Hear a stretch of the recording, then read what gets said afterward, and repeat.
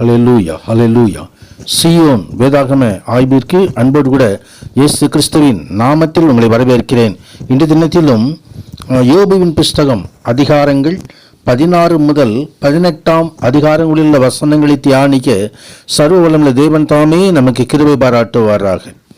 16வது அதிகாரத்திலே யோபு தொடர்ந்து பேசுகிறதான காரியங்களை குறித்து நாம் பார்க்கிறோம்.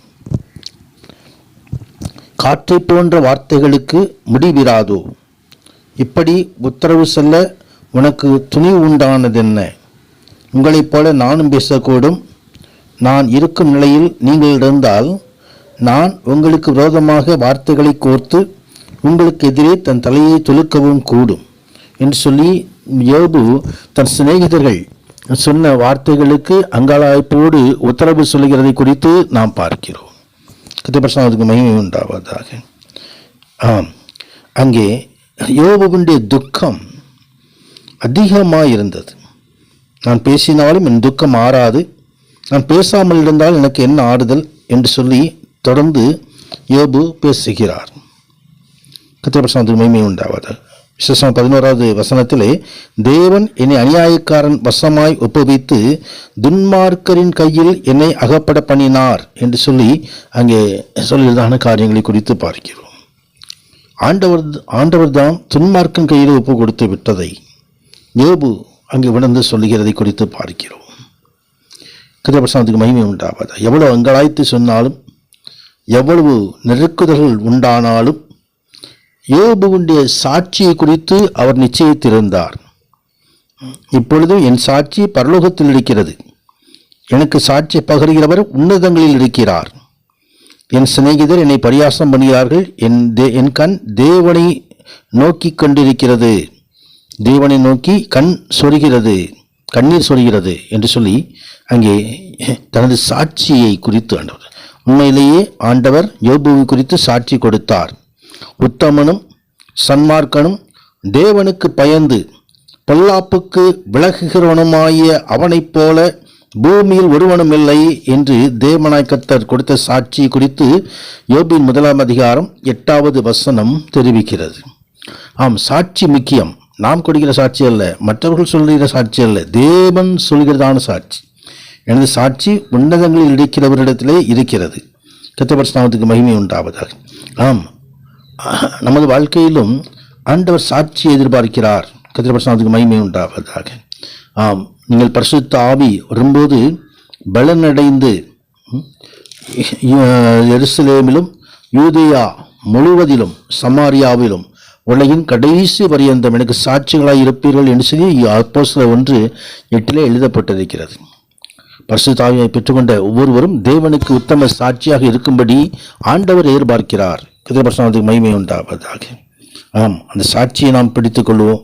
உன்னதரான தேவன் மகிமையான காரியங்களை செய்தருள்வோம். 17வது வசனத்திலே, என் சுவாசம் ஒழிகிறது, என் நாட்கள் முடிகிறது, பிரேத குழி எனக்கு ஆயத்தமாக இருக்கிறதுன்னு சொல்லி மரணத்துக்கு நேராக தான் செல்வதை யோபு உணர்ந்து சொல்கிற காரியத்தை குறித்து ஆனாலும் தேவனின் என் காரியத்தை மேல் போட்டுக்கொண்டு எனக்காக பிணைபடுவீராக. வேறு யார் எனக்கு கை கொடுக்கத்தக்கவர்?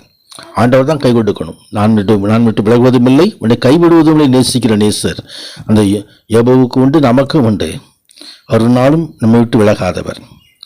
ஆம், நீதிமான் தன் வழியை உறுதியாய் பிடிப்பான், சுத்தமான கைகள் உள்ளவன் மேன்மேலும் பலத்து போவான்.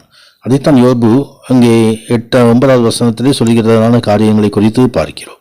கர்த்தருக்கு மகிமை உண்டாவதாக. என் நம்பிக்கை இப்பொழுது எங்கே? நான் நம்பி இருக்கிறதை காண்பவன் யார் என்று சொல்லி அங்கே தன் நம்பிக்கையெல்லாம் அல்லலாடுகிறதை குறித்து இங்கே பார்க்கிறோம்.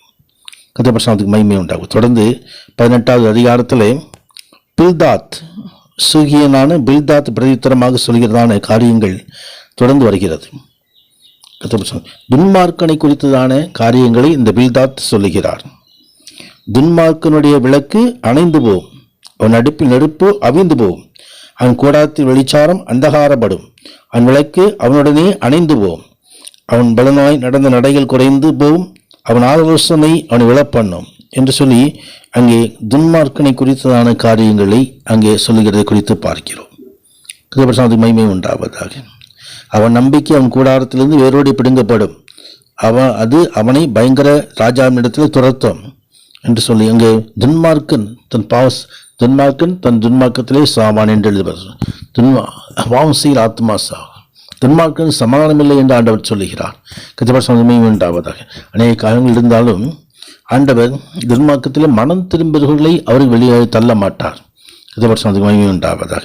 ஒருவேளை யோபு துன்மார்க்கத்தில் இருந்திருக்கலாம் என்று சொல்லி இந்த பில்தாத் நினைத்திருக்கலாம். யோபு தாசனா யோபுவை குறித்து நீங்கள் நிதானமாய் பேசவில்லை என்று சொல்லி கடைசியிலே ஆண்டவராய் தேவன் இந்த சிநேகிதர்களை கடிந்து கொள்ளுகிறார். கர்த்தருக்கு மகிமை உண்டாவதாக. சிநேகிதர் மத்தியிலே அவர்கள் வாயின் வார்த்தைகள் யோபுவை காயப்படுத்துகிறது. கர்த்தருக்கு மகிமை உண்டாவதாக. நாம் நமது வார்த்தையை குறித்து கவனமாக இருக்க வேண்டும். மற்றவர்களை காயப்படுத்துகிற வார்த்தைகளை நாம் அதிகமாக நிதானத்தோடு பேச வேண்டும். சத்தியத்தை பேசினாலும் நிதானம் தேவை. கர்த்தருக்கு உண்டாவதாக. நம் வார்த்தைகளை குறித்து கவனமாக இருப்போம். மற்றவர்களை காயப்படுத்தாத படிக்கும், மற்றவர்களை வேதனைப்படுத்தாத படிக்கும். அந்த வார்த்தைகள் தேவனுக்கு முன்பதாக சரியாக இருக்கும்படி ஒப்பு கொடுப்போம். உன்னதரான தேவன் தாமே இந்த நாளிலும் கர்த்தர் மகிமையான ஆசீர்வாதங்களை ரிசீவாராக. பரிசுத்தனால் மகிமை உண்டாவதாக. ஆமேன், ஆமேன்.